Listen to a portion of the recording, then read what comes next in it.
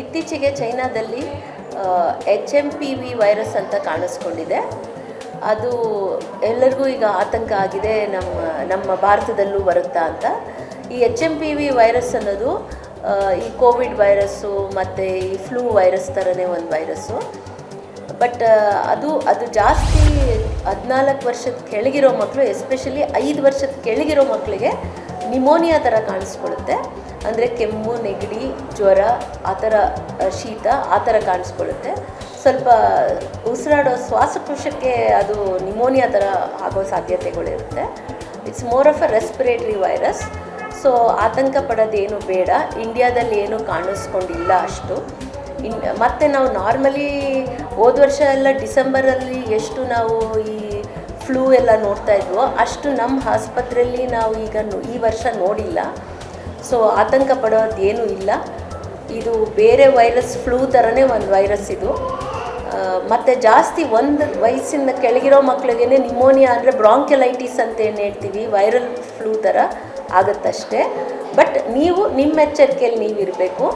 ಯಾರಿಗಾದರೂ ಮನೇಲಿ ಕೆಮ್ಮು, ನೆಗಡಿ ಇದ್ದರೆ ಸೊ ಅವ್ರಿಗೆ ಇಮಿಡಿಯೇಟಾಗಿ ಟ್ರೀಟ್ಮೆಂಟ್ ಕೊಡಿಸ್ಬೇಕು. ದೊಡ್ಡವ್ರಿಗೆ ಯಾರು ಇದ್ದರೆ, ಮಕ್ಕಳಿಗೆ ಅಕ್ಷಿ ಮಾಡಬೇಕಂದ್ರೆ ಒಂದು ಕರ್ಚೀಫ್ ಕೊಟ್ಬಿಟ್ಟು ಹಿಂಗೆ ಇಟ್ಕೊಂಡು, ಅಂದರೆ ಸ್ವಲ್ಪ ದೊಡ್ಡ ಮಕ್ಕಳು, 2 ವರ್ಷದ ಮಕ್ಕಳು, 3 ವರ್ಷದ ಮಕ್ಕಳೇ, ಕರ್ಚೀಫ್ ಇಟ್ಕೊಂಡು ಅಕ್ಷಿ ಮಾಡೋದು. ಆ ಥರ ಅವಾಗವಾಗ ಕೈ ತೊಳೆಯೋದು, ಕೆಮ್ಮು ನೆಗಡಿ ಬರ್ದಂಗೆ ನೋಡ್ಕೊಳ್ಳೋದು. ಆ ಥರ ಏನಾದರೂ ಕೆಮ್ಮು ನೆಗಡಿ ಬಂತು ಅಂದರೆ ಇಮಿಡಿಯೇಟಾಗಿ ಮಕ್ಕಳು ಡಾಕ್ಟ್ರಿಗೆ ಹೋಗಿ ತೋರಿಸ್ಕೊಳ್ಳಿ.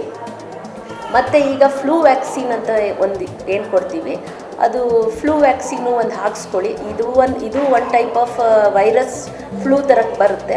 ಸೊ ಹಂಗಾಗಿ ಫ್ಲೂ ವ್ಯಾಕ್ಸಿನ್ ನಿಮ್ಮ ಹತ್ತಿರದ ಡಾಕ್ಟ್ರ್ ಹತ್ರ, ಮಕ್ಕಳ ಡಾಕ್ಟ್ರ್ ಹತ್ರ ಹೋಗಿ ಹಾಕ್ಸ್ಕೊಂಡ್ರೆ ಉತ್ತಮ. ಮತ್ತು ಗಾಬರಿ ಪಡೋವಂಥದ್ದು ಏನಿಲ್ಲ. ಇಂಡಿಯಾದಲ್ಲಿ ಏನೂ ಅಷ್ಟು ರಿಪೋರ್ಟ್ ಆಗಿಲ್ಲ.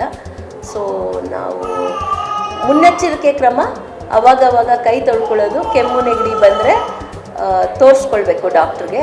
ಇದನ್ನು ಆಹಾರದಲ್ಲಿ ಹೆಂಗಪ್ಪ ಕಂಟ್ರೋಲ್ ಮಾಡೋದಂದರೆ, ನೆಗಡಿ ಬಂದಾಗ ಈ ಟೊಮೆಟೊ ಸೂಪು ಅಥವಾ ಬಿಸಿ ನೀರು ಆ ಥರ ಏನಾದರೂ ಮಕ್ಕಳಿಗೆ ಸೂಪ್ ಆ ಥರದ್ದು ಏನಾದರೂ ಕೊಡಿ. ಶುಂಠಿ ಏನಾದ್ರು ಹಾಕಿ ಶುಂಠಿ ಕಷಾಯ ಆ ಥರ ಮಾಡಿಕೊಡಿ. ಹೋಮ್ ರೆಮಿಡೀಸ್ ಮನೆಯಲ್ಲಿ ಮಾಡೋವಂಥ ಔಷಧಿಗಳನ್ನು ಕೊಟ್ಟು ಕಂಟ್ರೋಲ್ ಮಾಡ್ಕೊಳ್ಳಿ. ಮತ್ತು ಡಾಕ್ಟ್ರಿಗೆ ತೋರಿಸ್ಕೊಳ್ಳಿ.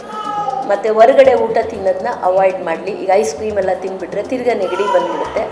ಆದಷ್ಟು ಈ ಚಳಿಗಾಲ ಮುಗಿಯೋ ತನಕ ಹೊರಗಡೆ ಫುಡ್ಡು, ಮತ್ತೀಗ ಫ್ಲೂದು ಒಂದು ಎಲ್ಲ ಕಡೆ ಹರಡಿರೋದ್ರಿಂದ ಆದಷ್ಟು ಹೊರಗಡೆ ಊಟವನ್ನು ನಿಲ್ಲಿಸಬೇಕು. ಮತ್ತು ಮಕ್ಳಿಗಾಗ ಕೈ ತೊಳ್ಕೊಳ್ಳಿ ಅಂತ ಹೇಳ್ತೀನಿ ಅಷ್ಟೇ. ಗಾಬರಿ ಪಡೋವಂಥದ್ದು ಏನೂ ಇಲ್ಲ.